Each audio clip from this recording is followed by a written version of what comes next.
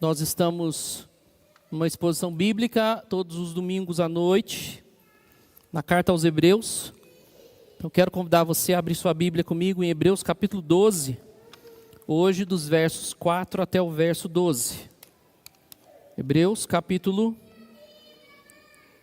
12, do verso 4 ao verso 12.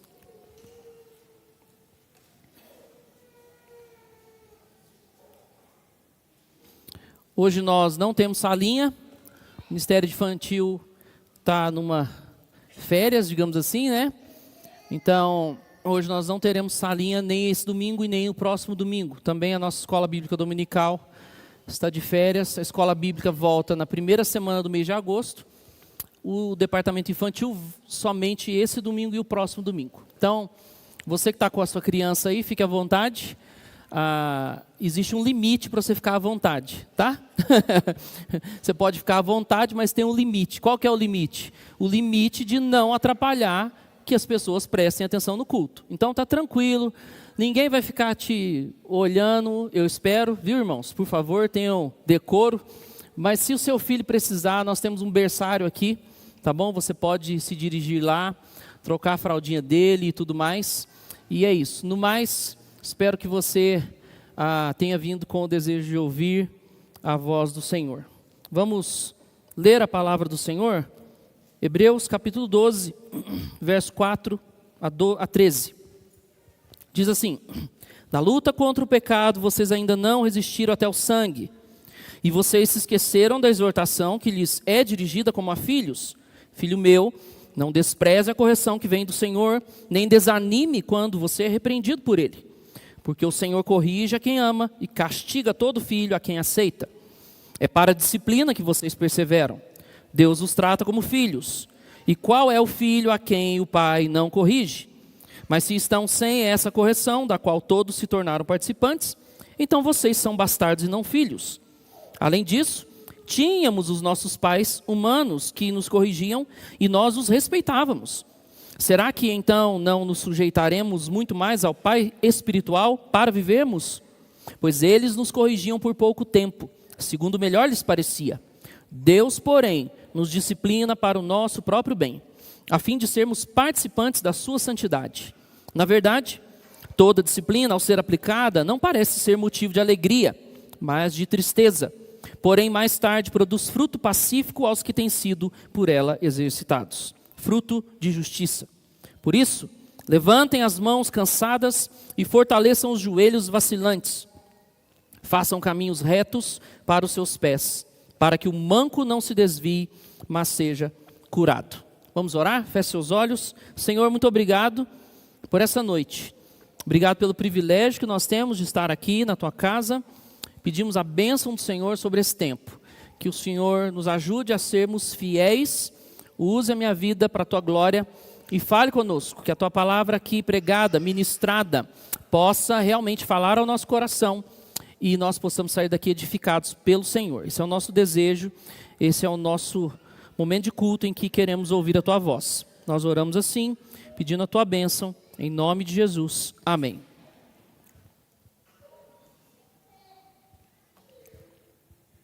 Bom, nós estamos vindo então de um contexto onde, se você lembrar comigo, Hebreus capítulo 11 vem falando de uma gama de pessoas que viveram pela fé.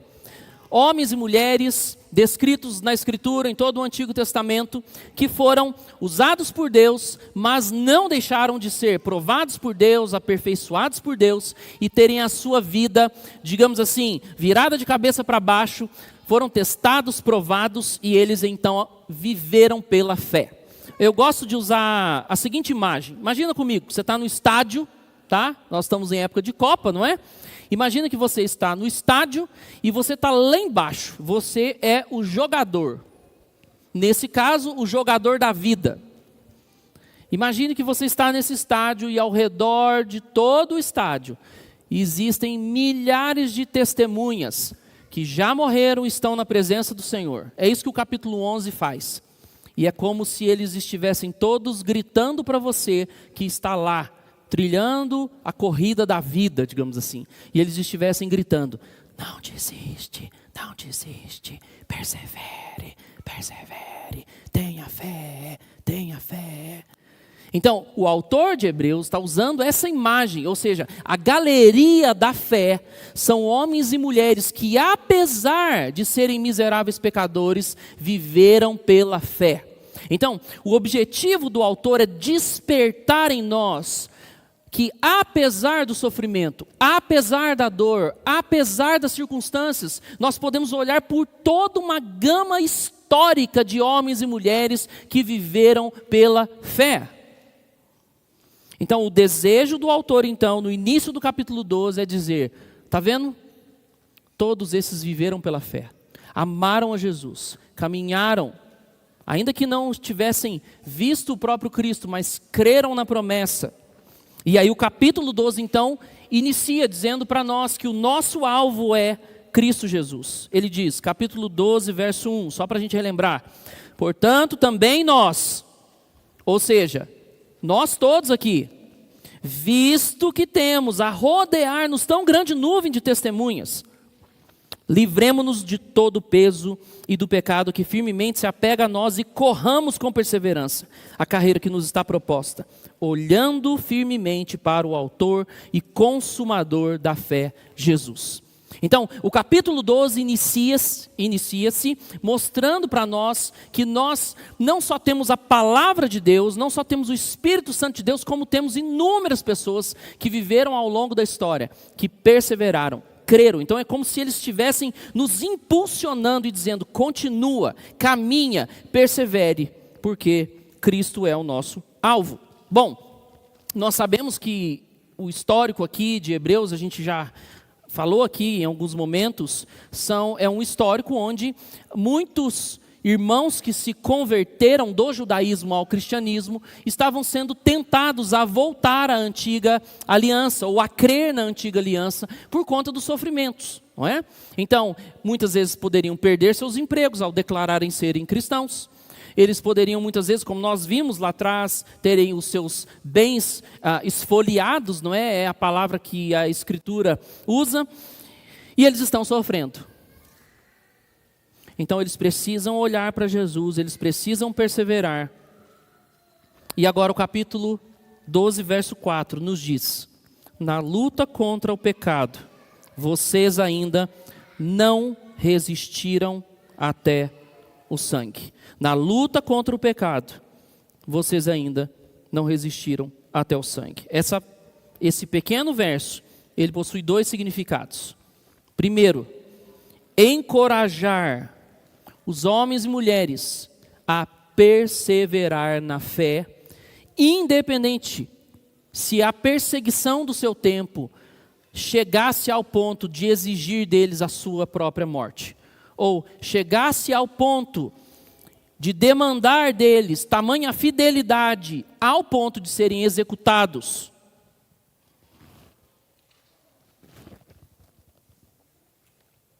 Esse, de acordo com o contexto, é um significado possível. Ou seja, você olha para a circunstância e, apesar da circunstância, tem o desejo, a força, a resiliência de perseverar na fé, ainda que seja preso, ainda que seja acusado injustamente, ainda que a sua vida esteja correndo perigo. Na luta contra o pecado, vocês ainda não resistiram até o sangue. Um segundo significado possível para essa passagem é a possibilidade, ou seja, de acordo com o contexto, de não permitirmos que a nossa consciência, não permitirmos que a nossa caminhada de fé seja uma caminhada marcada por pessoas indisciplinadas. Ou seja, pessoas que não seguem em um caminho de arrependimento e quebrantamento. Essa é uma segunda possibilidade para esse verso. Na luta contra o pecado, vocês ainda não resistiram até o sangue. Ou seja, em ambos os casos, o objetivo do autor é conclamarmos, chamarmos à perseverança, chamarmos a buscarmos uma vida de santidade. E agora o autor começa então a partir do verso 5, mostrando para nós que é necessário perseverar, é necessário lutar, é necessário correr com resiliência, de acordo com o contexto, livrando-se de todo o peso do pecado que tão tenazmente ou firmemente se apega a nós. E então ele adentra o verso 5. E vocês se esqueceram da exortação que lhes é dirigida como a filhos? Filho meu, não despreze a correção que vem do Senhor, nem desanime quando você é repreendido por Ele, porque o Senhor corrige a quem ama e castiga todo filho a quem aceita. Ora, irmãos, nós vivemos numa sociedade que tem uma visão muito equivocada a respeito da disciplina, muito desequilibrada a respeito da disciplina, quer seja a disciplina de um pai para um filho, quer seja uma disciplina de um membro da igreja com outro membro da igreja, ou quer seja a disciplina do conselho da igreja em relação ao membro da igreja. É uma geração que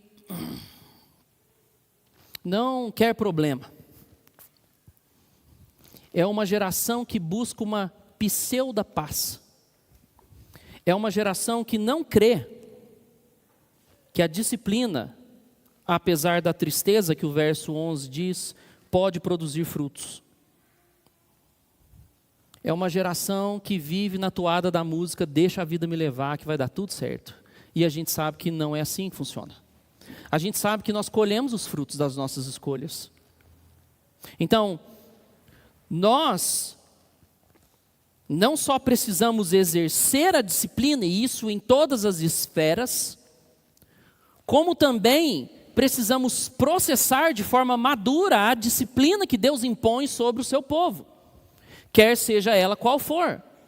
Ou seja, o posicionamento do meu coração diante de Deus deve ser um posicionamento de alguém que se submete à sua vontade, independentemente de qual ela seja gostosa ou seja um momento de dor e de sofrimento. Por quê? Porque a convicção que há no coração tem que ser maior do que os sentimentos. A convicção tem que ser maior que os sentimentos. Ora, eu estou convicto de que quando Provérbios fala sobre vara, ele não está falando sobre uma vara filosófica. Ele está falando sobre uma vara real, uma vara física, uma correção física. Ah, mas eu estou seguindo um psicólogo e ele está ensinando princípios tão lindos. Bom, nessas horas você vai ser testado e provado para saber se você vai acreditar no que a psicologia diz ou o que na Escritura diz. São nessas horas, como eu disse hoje de manhã, que nós vemos aquele que tenta ser fiel àquilo que a Escritura diz e aquele que, esse trem é difícil demais para mim. É difícil para todos nós, mas nossa convicção é de que produz frutos, como a Escritura diz. Eu quero só relembrar aos irmãos algumas passagens bíblicas e eu vou aproveitar esse texto para relembrar alguns pais sobre a importância disso. Provérbios 3, 11 a 12 é a repetição do que nós acabamos de ler. Provérbios 22, 15 diz assim: a tolice está ligada ao coração da criança, mas a vara da disciplina afastará dela. Bom, eu como pai já vivi esse versículo diversas vezes na minha casa. A criança está lá, eu vou te matar. É um tolo, é o que a Bíblia está dizendo. Eu que mando nessa coisa aqui, você, papai, não manda nada. Não estou falando que o Benjamin faz isso, tá, gente? Por favor. Estou só simulando e aumentando um pouquinho, né? Mas o seu coração tolo deseja governar o seu próprio reino. Olha que coisa linda. Com 2 anos de idade, quer governar o seu próprio reino. Então a Escritura está dizendo o quê? A vara da disciplina afastará isso do coração. E é batata. Se você fizer conforme a Bíblia diz, é batata. Corrigiu, parece que a tolice faz assim, ó. Foi embora. Foi embora. A vara não só elimina a tolice, como também gera quebrantamento e arrependimento. Provérbios 29:15. A vara e a disciplina dão sabedoria, mas a criança entregue a si mesma envergonha a sua mãe. Deixa a criança fazer o que ela quiser, tadinho. Deixa ela subir aqui no púlpito, pegar os cálices da ceia e sair jogando assim, ó. Não tem problema não, o que tem?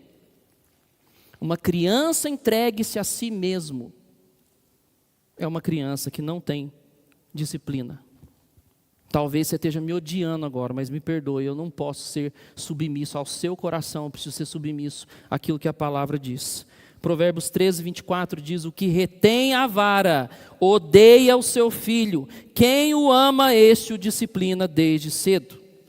Provérbios 23:13-14. Não deixe a criança sem disciplina, porque se você a castigar com a vara, ela não morrerá. Você a castigará com a vara e livrará a alma dela do inferno.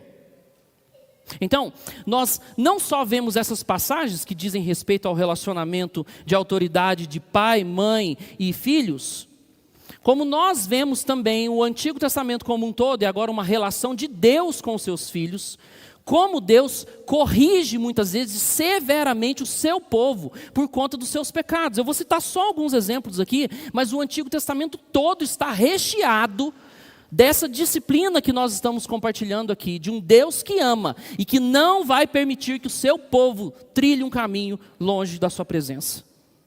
Juízes, por exemplo, capítulo 2, verso 11, diz assim: então os filhos de Israel fizeram o que era mal aos olhos do Senhor, servindo aos Balaíns. Deixaram o Senhor, Deus de seus pais, que os havia tirado da terra do Egito. Seguiram outros deuses, os deuses dos povos que havia ao redor deles, e o adoraram, e provocaram o Senhor a ira, porque deixaram o Senhor e serviram Baal e Astarote. A ira do Senhor se acendeu contra Israel, e ele os entregou nas mãos dos ladrões que os despojavam do que possuíam. Então, esse texto bíblico mostra uma disciplina imediata de Deus, que na minha opinião é muito pior do que uma varada no bumbum. O problema é que alguns pais não entendem as consequências que eles estão gerando nos corações dos filhos. Eles acham que corrigir é difícil demais, mas o dia que Deus corrigir o seu filho, ele não vai se submeter à disciplina, porque você não o ensinou a se submeter à autoridade espiritual. Quantas vezes lá em casa eu olho para o Benjamin e falo assim: quem é a autoridade aqui nessa casa? Papai. Quem mais é autoridade aqui nessa casa? Mamãe. Então, quando eu falar com você, você responde: sim, papai. Ai, mas ele precisa entender as razões do porquê ele está sendo disciplinado. Nem sempre.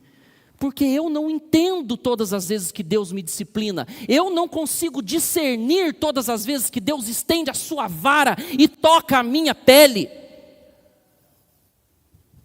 Então, ao ensinar o meu filho um princípio claro de autoridade, eu sou autoridade espiritual dentro da minha casa. E os meus filhos precisam ver isso, reconhecer isso e dizer: sim, papai, nós reconhecemos. Sim, papai, nós reconhecemos. Agora, isso não quer dizer, irmãos, por favor, não entenda que eu estou criando uma teologia de autoritarismo, porque ao mesmo tempo que eu demando isso deles, eu também sou capaz de quebrantar o meu coração e dizer: me perdoa porque o papai errou, me perdoa porque hoje eu fiz isso. Me perdoa porque o papai também precisa de Jesus, assim como você precisa. Então, ao ensiná-los a se submeter à autoridade materna e paterna, nós estamos ensinando-os a se submeter à autoridade de Deus.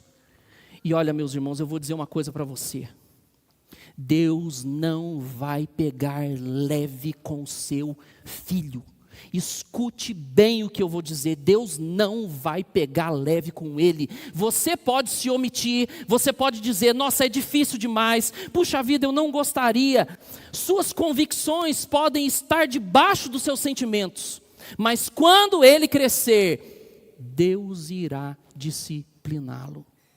E se ele não for preparado para receber a disciplina de Deus, sabe o que vai acontecer com ele? Ele vai se transformar num crente emburrado. Ele vai se transformar que quando é provado, ao invés de responder com fé, responde com murmuração. Porque os pais foram omissos. Porque os pais, cheios da filosofia desse mundo, não se submeteram à Escritura, mas se submeteram à vontade do inferno. E agora os seus filhos não sabem o que é se submeter a Deus. Quando Deus os prova, eles gritam, eles reclamam, eles esperneiam, eles olham para Deus: Deus, você é injusto. Deus, por que o Senhor está fazendo isso comigo? E quando nós nem percebemos, irmãos, nós estamos danificando a vida futura espiritual dos nossos filhos. Por quê? Porque nós não nos submetemos àquilo que a palavra de Deus diz. Eu sei que pode parecer muito duro para você ouvir isso, mas o objetivo dessa mensagem é trazer você de volta aquilo que a Bíblia diz. O objetivo dessa mensagem é trazer você para que você creia claramente naquilo que a palavra de Deus diz e não naquilo que as pessoas dizem ou pregam. E se você não acredita no que eu estou dizendo, você pode fazer como eu já fiz. Pega todos os textos bíblicos que falam sobre esse assunto, vai lá num dicionário grego, hebraico no original, verifica se o que eu estou falando aqui é verdade ou não. Olha para o contexto de toda a Bíblia e perceba se Deus realmente não pegou pesado com os seus servos quando eles se afastaram do caminho do Senhor.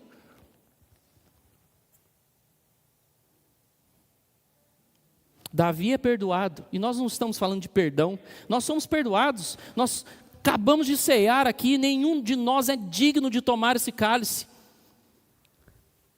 Nós somos perdoados, mas Deus não remove as consequências dos nossos atos. Davi é perdoado, mas experimenta dolorosas consequências, registrado em 2 Samuel 12, 13 a 23, eu não vou ler esse texto, é o texto onde o filho dele, o profeta diz que o seu filho irá morrer. E aí, a partir do adultério e do homicídio de Davi, ele colhe inúmeras consequências na sua vida, ao ponto do seu próprio filho Absalão o perseguir. Ou seja, a família de Davi, depois desse evento, ela entrou num espiral de decadência.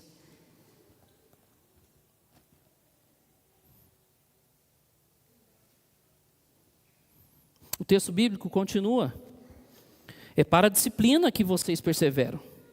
Deus os trata como filhos, e agora ele vai dizer: olha, se você não é disciplinado, que foi o que o Alexandre disse aqui na liturgia, se você não é disciplinado por Deus, então você não é filho.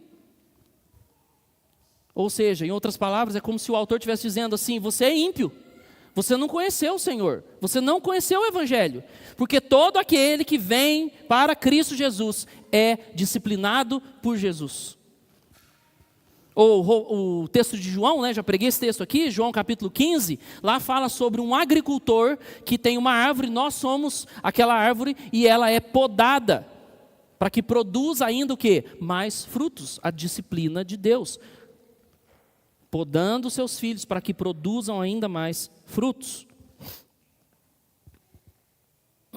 Verso 9 diz: além disso, tínhamos os nossos pais humanos, olha aí, que nos corrigiam, e nós o respeitávamos.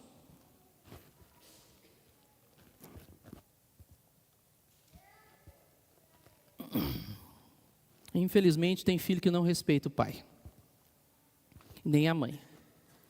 Apronta o que quiser, faz o que quiser, aonde quiser. Então, nós vemos nesse verso que a disciplina bíblica produz respeito às autoridades. Então, quem é que ensina respeito aos nossos filhos? Somos nós. Quem é que ensina-os a se submeter às autoridades? Somos nós. Agora, é claro, essa disciplina bíblica é uma disciplina equilibrada. Ela visa o amor, ela visa a restauração.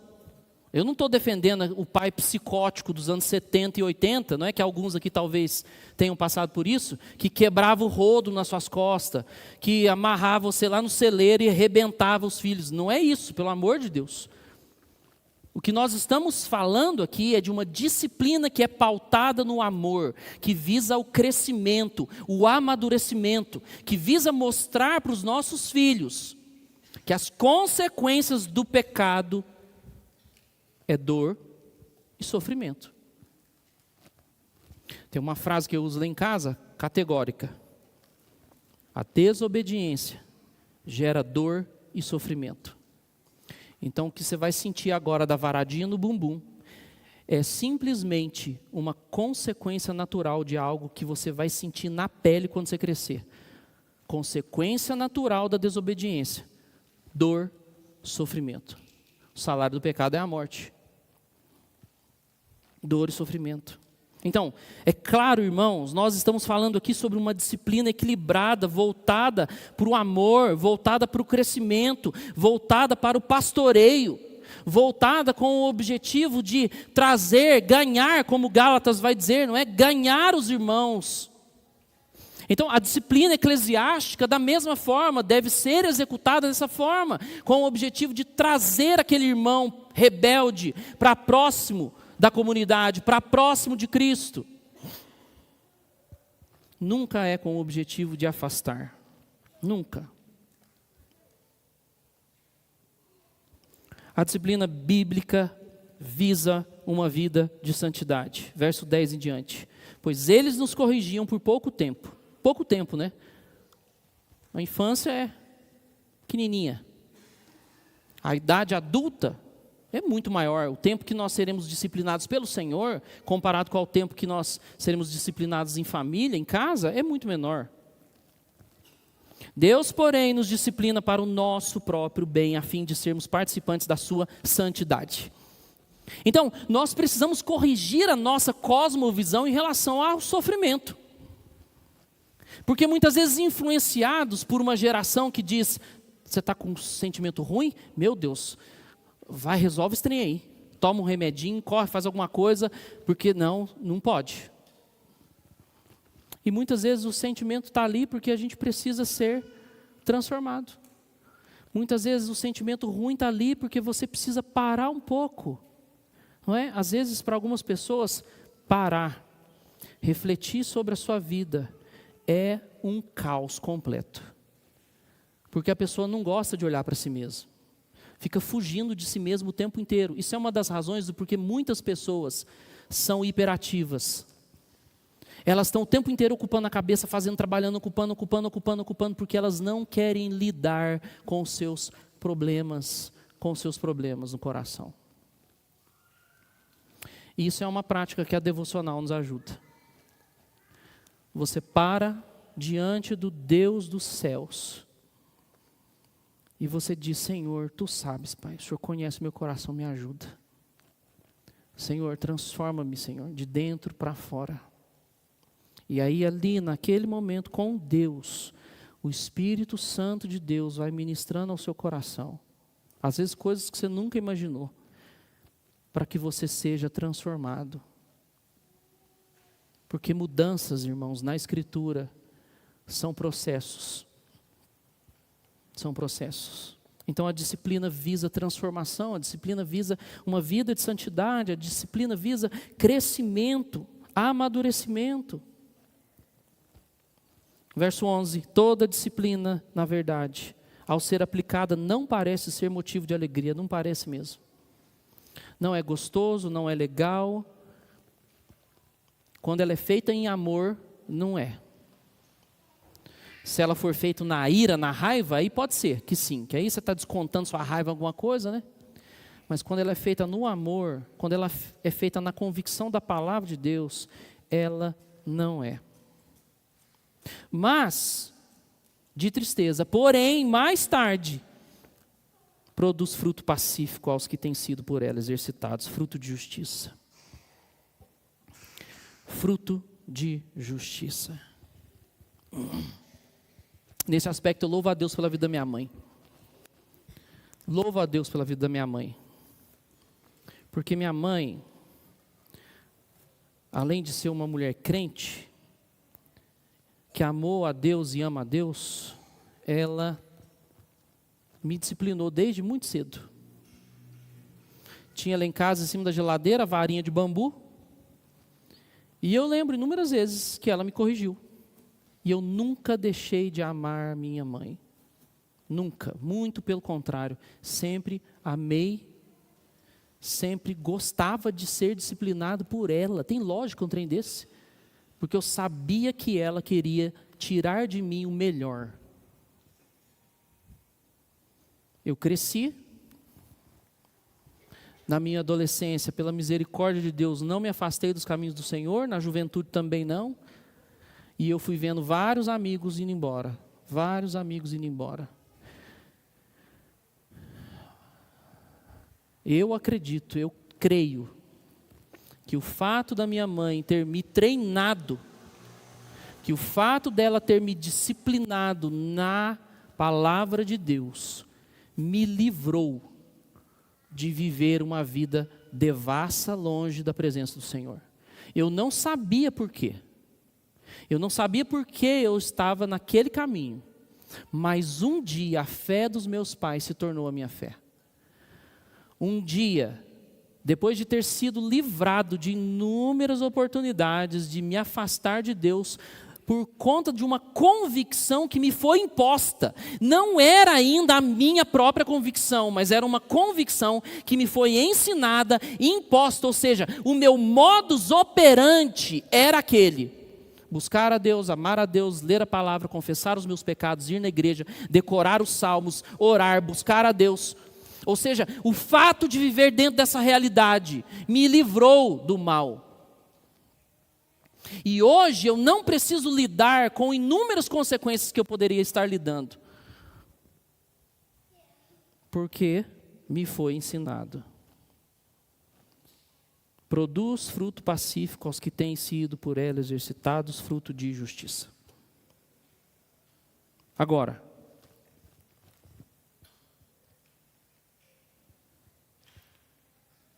em muitos casos, isso não acontece. E o objetivo dessa passagem não é gerar em nós culpa, não é gerar em nós um sentimento de, nossa, será que eu falhei? Onde é será que eu falhei? Porque às vezes seus filhos já cresceram.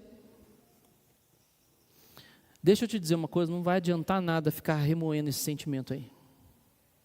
Nada. Seu tempo já passou. Se você foi fiel ao que a Bíblia diz ou não, isso agora não importa mais.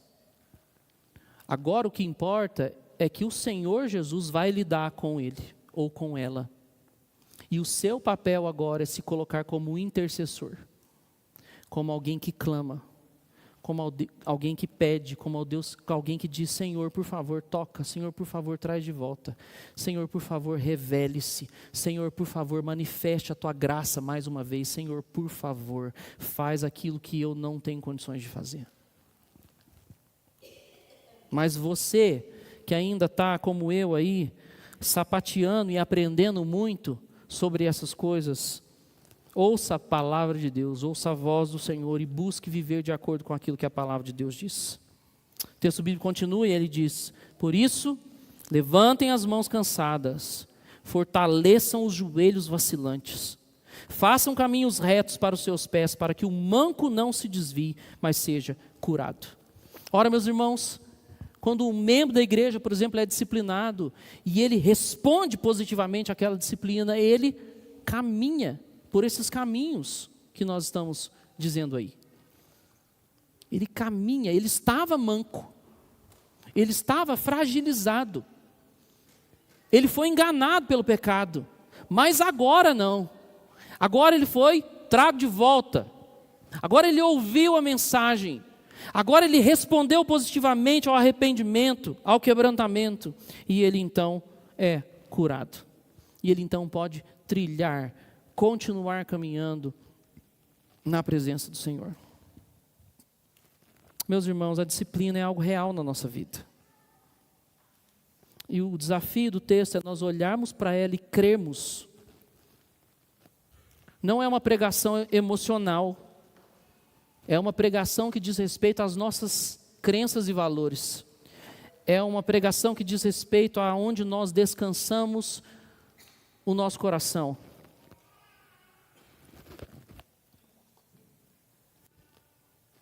É uma pregação que deseja tirar de nós ou nos ensinar esse equilíbrio que existe na Escritura, de um Deus que chama ao arrependimento, chama ao arrependimento, chama ao arrependimento, chama ao arrependimento, exerce a sua longanimidade, a sua bondade o tempo todo, trazendo de volta, mas em um determinado momento ele diz, não, agora chega, vem aqui que eu vou te ensinar como é que funciona.